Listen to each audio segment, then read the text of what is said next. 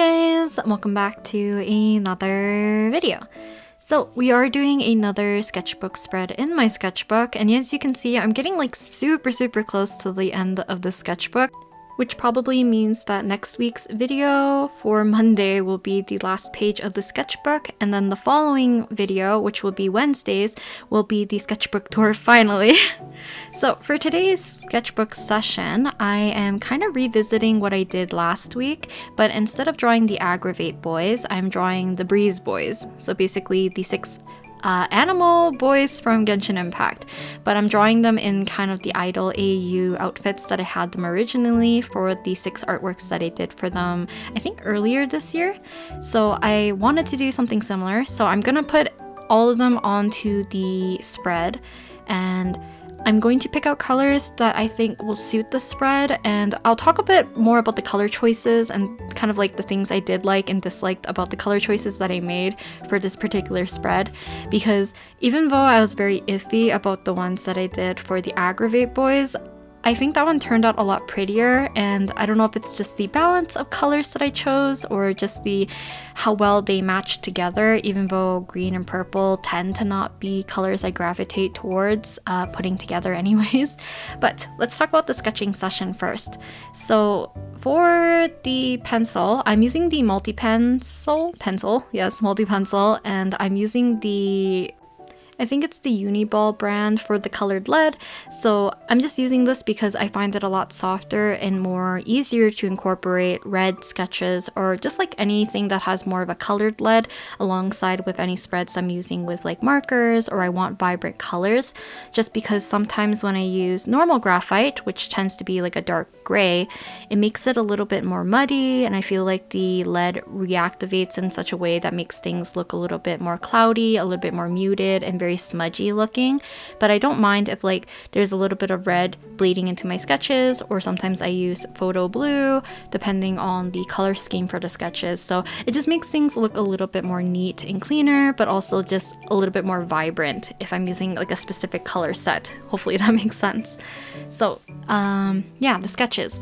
So I drew Ether first, and usually whoever I draw first tends to be the largest on the spread, unless I have a very clear vision of how I want to format the entire spread. But because I accidentally thought Breeze was 5 people, I don't know who I omitted in my brain. I was just like, oh, if I can fit 5 people, like I can probably do Ether in the center, and I can do 2 and 2 on each side of Ether, or do I think Shao on the right side, and then I could fit 3 comfortably on the left side, just because Ether is more towards the right side anyways, so I would have more room.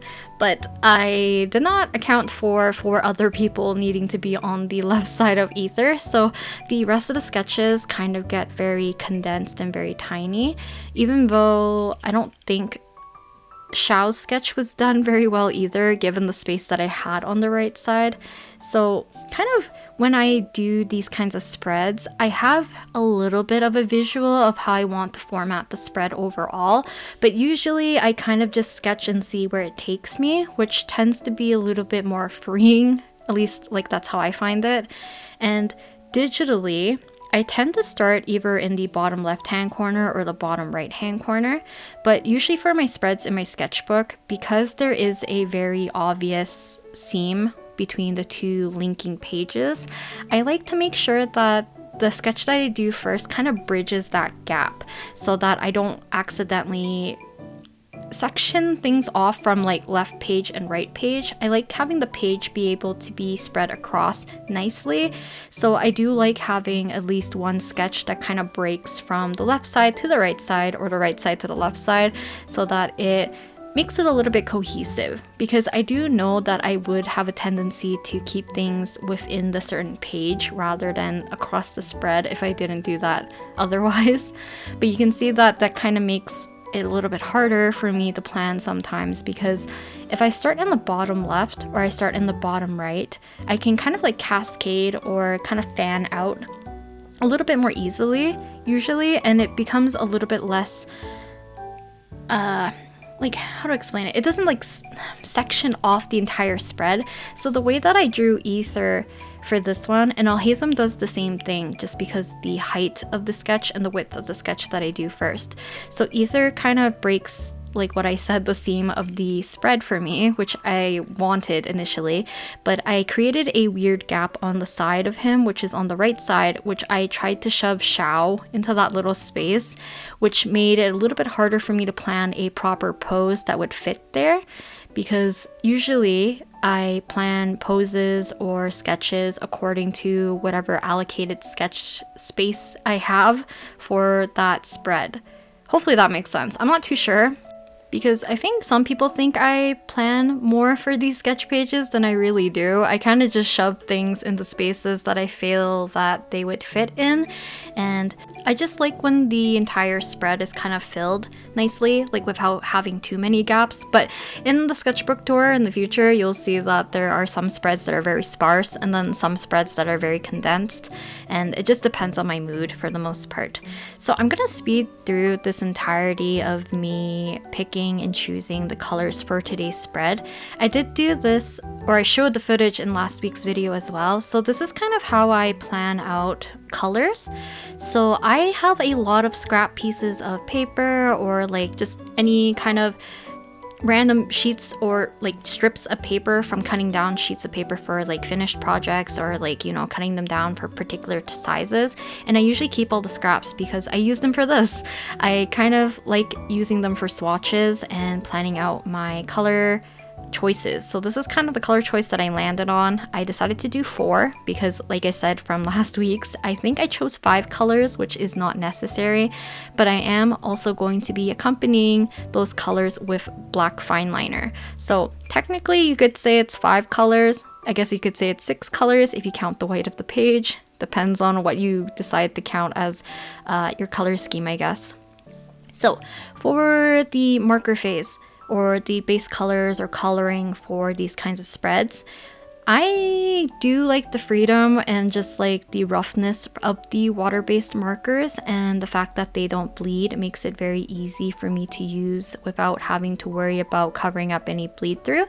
So to utilize them to the best of their ability, and just because of how I tend to pick my mediums whenever I do inking, usually the liners that I use are also water-based, which makes it a little bit harder for me to do line work first and then apply the water-based markers on top after, because they'll start to mix, they'll start to smudge, and then will make everything a little bit too messy, maybe a little bit too muddy, and I don't really like that kind of look. So instead, I usually block out colors like this. So you can see I started off with the pink, and then I'm working with kind of like this tealish color. We'll put in yellow, and then we'll put in kind of like that dark royal blue color, which I have gripes with. But I'll talk about that a little bit later once we do the inking, because it's more or less just my poor color choices, I guess. So for the line work, I am going to be using the fine liners, and even though they are waterproof and I don't have to really worry about reactivating the ink once it's down on the page, I still did the line work on top of the colored portions, just because I do not really like treating my coloring when I do stuff in the sketchbook, especially like a coloring book. I feel like whenever I do like painting, or I want to do more of a finished illustration or something like that, I always debate whether or not I'm going to do the line work first and have that control and have that kind of be the structure for the color, or if I want to do it the other way around, where I don't want the colors to be defined by the line work first. So it's just kind of more or less preference. So you can see that this whole page is kind of a whole mess with the colors, but I think it looks kind of fun and kind of like pops out in a different way compared to the ones that I did for last week for the aggravate characters. But for the most part, I try to keep the colors that I want to use very vibrant, especially because I like the ones that I did for last week's video, which tend to be a little bit more poppier colors rather than me sticking within a certain kind of color scheme where I try to make things meld like properly together, usually having like maybe a warm and a cool color and then a color in between that kind of bridges the two colors, which is why I feel like I'm trying to allow myself to experiment a little bit more with some bolder color choices rather than staying very comfortable with the previous color choices that I've made in the past. So I mentioned that I had some gripes about the kind of like dark blue that I chose for the majority of the dark areas in the outfits for the characters. And the reason being is that initially when I put down the colors for the swatches, I think they look okay together and I thought they looked cute, and I wanted some kind of darker color to tie everything together, but I didn't realize how dark the blue was. So on camera you're not going to be able to see how dark it is until we start to layer the black on top, and you'll see that the black doesn't really show up, which kind of causes a little bit of an issue. I'm going to show you guys a second spread, which hopefully I'll put like a little disclaimer at the very beginning if you want to switch to what was the thumbnail of today's video, which is like a Neuvillette little spread that was kind of like more blue and yellow for the color combination. But I kind of picked certain colors because I wanted to be able to kind of push the darks with the black of the fine liner rather than picking a darker marker color, which kind of takes away from the black that I wanted to use to make things stand out a little bit more. And I don't think there's anything wrong with the color choice in particular, but just for the look that I wanted, I kind of wish it was a little bit lighter so that the black could stand out, so I could add a little bit more detail into their blazer jacket areas. Because in the end, I resorted to using the 1.0 kind of fine liner marker and kind of just scribbling in some areas to make the black show up a little bit more so that the blue is a little bit less prominent and that I wasn't really scribbling with the 0.3, which is what I was using for the majority of the inking for the characters. After that, I approached it a little bit differently from last week's, where I decided that I didn't think the drawings for this spread were very strong anyways, so to kind of compensate at the time, or at least like give myself a little bit of validation, I do this from time to time whenever I do art. So if I know I enjoy a certain aspect of art, or I know there's a way for me to confirm whether or not I'll like it enough, sometimes I have to do that step first before carrying on with the entire piece. So if you watched my Topaz watercoloring video, I did do more or less like base colors and soft colors around the face, but I decided to immediately almost like render and do the line work for the face because I was unsure if the face was going to turn out the way that I wanted it to, and I wanted to make sure that if I botched up the face early on, then I could abandon it early on instead of, you know, coloring the clothing, the background, numby, everything else, and then doing the face and then realizing that I kind of screwed it up. So I wanted to do something a little bit similar to this one. So after I finished Ether, I decided that I wouldn't quite outline the rest of the boys yet, and I wanted to do the outline around Ether first, just because I was worried that the blue was going to be too overwhelming and too powerful for the spread, but the black kind of helps a little bit. So I was like, okay, maybe it's not as bad that I thought it would have looked like, so I decided to carry on. We'll move on to Xiao. I did the outline for Xiao as well. Then we'll move on to Heizo and then Kazuha. And then I believe I did the outlines for them. Then we'll move on to Venti and Wanderer. So I think part of the main issue why I didn't really like how dark the blue was, because one part that I really liked from last week's spread was on Al-Haytham's, I think it was his jacket. I was able to kind of do my own texture and kind of play around with the value by hatching, and I wanted to do that more in this piece as well, but because the places where I would hatch a lot became too dark, you couldn't really see the lines. I also tried fixing the little kind of strand of hair that Heizo has on his, I guess like the right side of the page, right side of his face on the page. It has like a dark little lock of hair, but I wasn't able to kind of fix the form of it a little bit because the blue was too overwhelmingly dark, so the black lines just couldn't stand out, and I still wish I chose something a little bit lighter. So Kazuha's face initially in the sketch looked really cute. I kind of botched up his eyes a little bit, so they're slightly askew, but I still like this one, and I feel like later on, because the kind of fine liner is waterproof, I can actually go back in and add some extra color here and there without worrying about smudging the lines. So because Kazuha's hair is more like a white, I would say, some people might say it's gray, some people might say it's like, you know, like off-white, whatever you want to call it. I decided to later on put a little bit, I think, of the teal to kind of push shadows for some of the forms of his hair, just because I wanted to knock it back a little bit. And I ended up doing that for a few other characters as well, where I added an extra layer of color, just because I don't really have to worry about the lines at this point.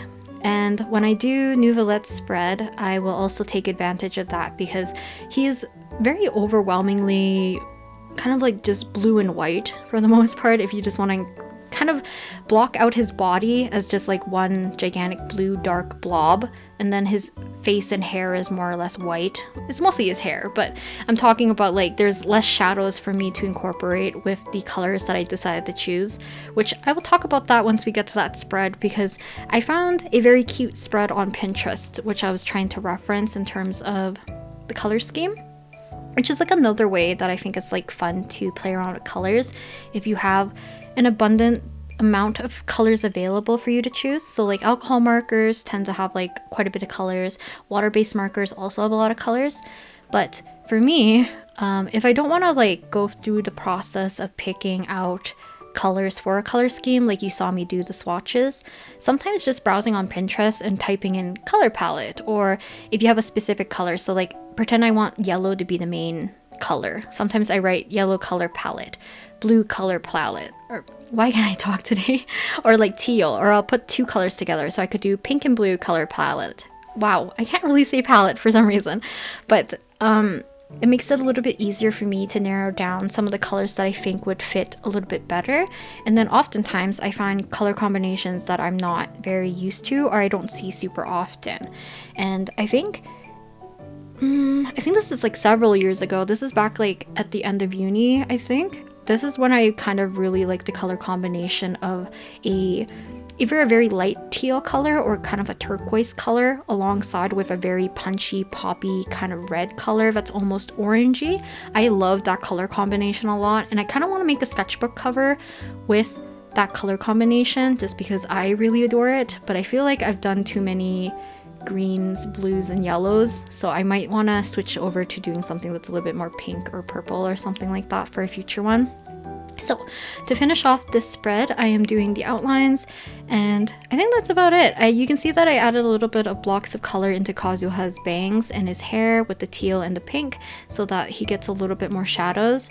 But because I didn't really have any super light colors, I didn't really want to color his hair too much. But yeah, I think that's it for the spread. You can see that the colors are kind of looking a little bit like a mess, but if I had the opportunity, like I said, I would like to have a lighter blue. Not like super light, but just a smidge lighter than the one that I currently use so that the black could stand out a lot more.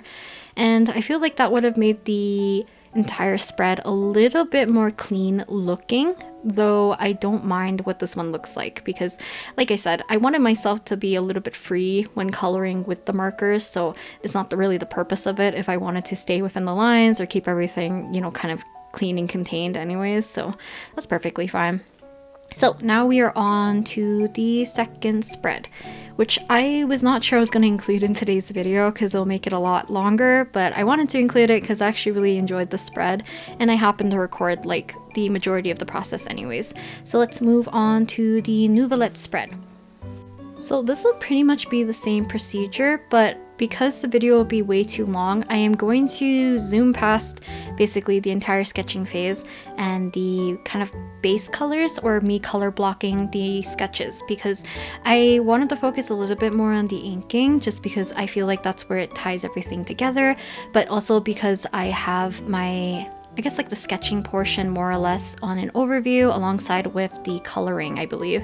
Actually, maybe I zoom in at some point, but I thought it'd be easier for you to view it this way rather than me continuously having to cut out a lot of different little sections. Also, if you ever see me place down a piece of paper that has like a black like little mark alongside with some colors, it's just me trying to focus the camera between footages, because sometimes I don't pause the footage, I just kind of continue.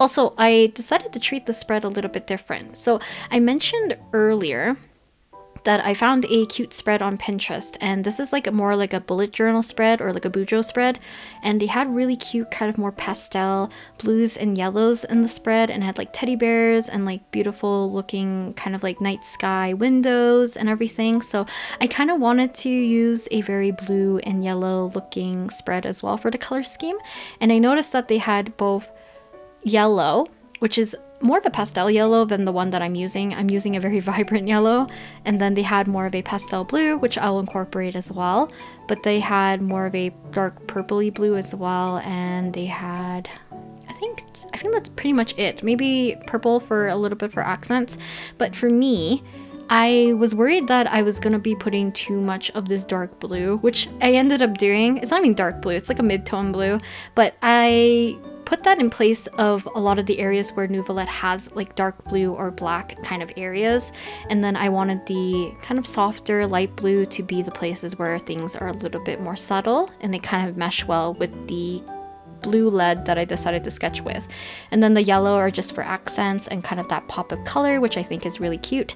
So yeah, I did decide to limit myself to only the 3 colors. Initially I was going to use 4 colors because I was going to do the line work with dark blue or dark purple to make things look a little bit softer. But then I remembered I did not really like the breeze spread because the black could not stand out enough. So instead I decided to pull out the 0.2 fine liner from the Ohuhu set, and I was going to take myself a little bit longer of time to do the inking. So I wanted to take my time, properly do the inking so that I like the sketches, but plus I wanted to be able to push the values a little bit more with the inking process because I wanted to rely on the black ink for the entirety of this. So I kind of strayed away from like the softness from that bujo spread that I saw on Pinterest, which is still like another thing I really like looking at, is that whenever people do like bullet journaling and they do like really cute spreads, I really like seeing what they incorporate. Some people do like bullet journal spreads where they print out pictures of characters that they really like, and they either like apply a filter or something on them before printing them out so that they kind of look more cohesive, but they look super like very aesthetically pretty.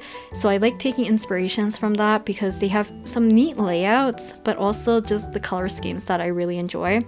So another thing that I took from kind of like the bullet journal spreads that I've been seeing on Pinterest is the fact that I wanted to include some text. Now, the text that I have on the very right is just his name, and I did it more in a very calligraphy kind of way, just because I wanted to take advantage a little bit of the brush pens, even though my calligraphy is very poor, even though I did learn about it back in high school. But the other thing I wanted to include was just more text in general, but I didn't do it in a very good way. I didn't plan the spacing. I also thought that I should have included more like text bubbles or something else because the one that I ended up doing looks very out of place. So yeah, I don't know if I'll do a few more marker ones before we reach the end, but I wanted to talk a little bit more about the last page because I feel like the inking is going to be very straightforward. Like I said, any dark areas I'll end up doing more hatching and taking advantage with the fact that a lot of my colors are either on the light side or on the mid-tone side, so we can actually see my dark black ink properly. So because it's straightforward, let's talk about potentially next week's video where I'm going to be doing the last page in my sketchbook alongside with the sketchbook tour. So I mentioned earlier that next week, because I only have 3 spreads left in my sketchbook, I want to be able to finish the sketchbook and record the last page, which is basically the inside back cover alongside with the page adjacent to it. Now, the back cover does have a pocket, so I'm going to have to plan a little bit differently.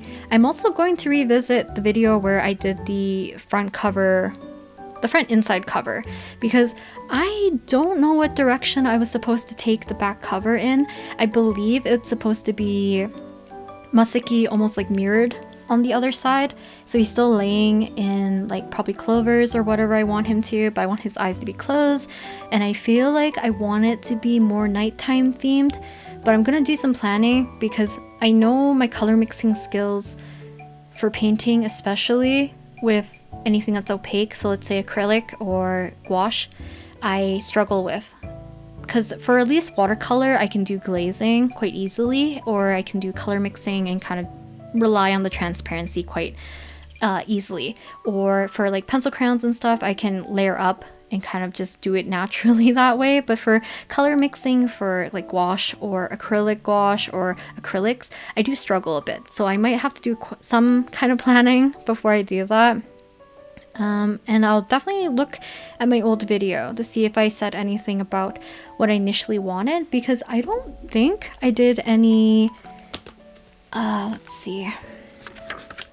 I did a little bit actually, now that I'm looking at it. I did do a little bit of notes or thumbnailing for the initial inside cover for the front side, so maybe I'll revisit that really quickly. But hopefully after that, it'll be Wednesday's video. Next week, Wednesday, I will have the tour video, which hopefully I'll be able to film, because I want to be done with the sketchbook so badly. I feel like maybe I'll talk about it during the sketchbook tour or the last page. I have mixed feelings on how I treated this sketchbook. In a way, I treated it a little bit more freely because there's a lot more notes, thumbnailing, and just like really messy sketches, which I feel like are more for me rather than showing people. But I do like showing you guys my sketchbook because I feel like it is a realistic way of how some people don't, or how some people fill out their sketchbook a little bit differently. Because I know some people really fill out their sketchbook with really beautiful pieces or really finished stuff, or they have a lot of color or really filled out spreads, or they do a lot of collaging, or they do like very organized notes. But this one definitely has my mental state this year, I guess, all in it. But for the most part, I did like the fact that I did a lot more inking, I feel like, alongside with drawing. I don't know, I drew alchemy a little bit more in the sketchbook too. I also played around with markers a little bit more and just a lot of thumbnailing. But the thing that I really am disappointed with is that, one, I didn't really do the flower studies that I really wanted to do when I said I was going to start out with the sketchbook, I believe. Also, I did not do any, I guess, like paintings that I'm proud of in the sketchbook. Even though it's a sketchbook, sometimes whenever I do like gouache painting, I don't do gouache painting outside of my sketchbook. Like I don't really kind of choose separate pieces of like, let's say watercolor paper, mixed media paper, Bristol board, anything like that to do more of a finished gouache painting. I usually do that all in my sketchbook. And the previous sketchbook that I had, which is still the same format, the same paper, everything, I did have paintings in there that I liked, but because I have none in the sketchbook, I think I've been shying away from doing any gouache painting because I lack a lot of skill and a lot of patience when it comes to gouache, which I feel like I've been just avoiding because I knew I wasn't going to like the end result. So hopefully me doing the inside cover will kind of re-spark that. And usually, even for when we start the new page, or like the new sketchbook and do the front page in that one, I most likely am going to gravitate with probably using gouache as well. So I'm going to try my best to do a lot more gouache painting because I don't want to waste the gouache anyways. Waste the gouache in general. So I want to use it more often, but I also want to up my painting because I know I'm very timid when it comes to painting with something that's very opaque. I think for watercolor, I'm a little bit free because I knew at least some techniques that would, you know, garner me the look that I wanted for the piece, or I feel like it's a little bit less precious. But when it comes to like painting in my sketchbook, maybe it's the fact that I know I'm gonna do a sketchbook tour and people are gonna see my horrendous paintings that I feel a little bit overwhelmed and a little bit shy when it comes to painting.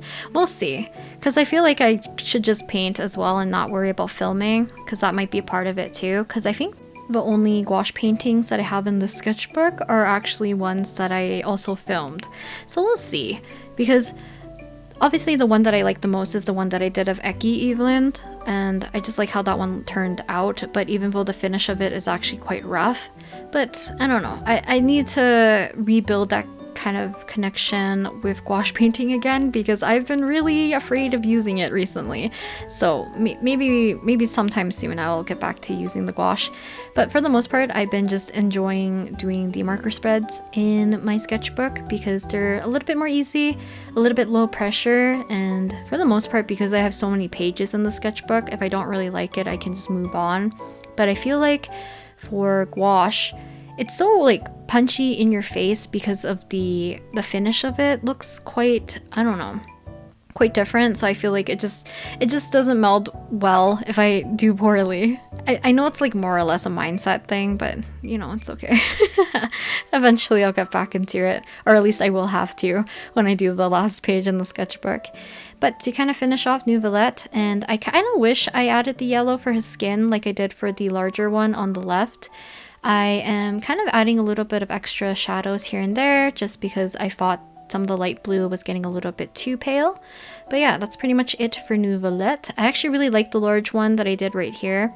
I think it just looks really pretty just because of the line quality. The inking was not too like structured in my opinion, but I kept things quite clean.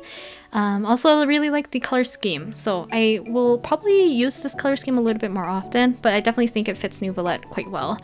So yeah, this is the Neuvillette little spread for today, alongside with the ones that I did of Breeze, which is a little bit more of a mess, but I still think it looks kind of cute. Then the other one was from last week, which is the Aggravate one. I also like the color scheme for this one as well. And I think that's it for today's video. Hopefully you guys enjoyed watching me do a few spreads in my sketchbook, alongside of rambling about my fears about my sketchbook and my disdain towards this one. But I'll see you guys next week, probably with the last page and the sketchbook tour. So bye!